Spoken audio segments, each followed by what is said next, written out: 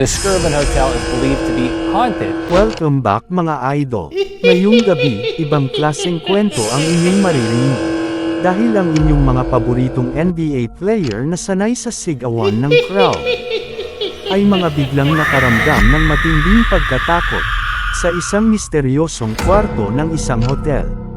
Ito'y nangyari sa isang haunted hotel sa Oklahoma City, kung saan ang mga pinto ay kusang sumasara, at ang mga boses sa dilim ay humihingi ng tulong, at ang mga hindi nakaligtas sa bangungot na ito ay sina James Johnson, Derek Rose, Taj Gibson, Trevor Ariza, Justice Winslow, Tyler Johnson, at maging ang 7-footer na si Eddie Curry ng New York Knicks, ay napatakbo sa takot, para lang iligtas ang sarili sa multo.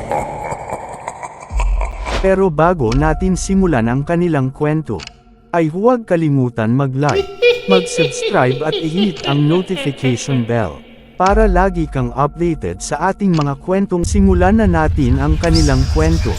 Let's go! Dear Basketball.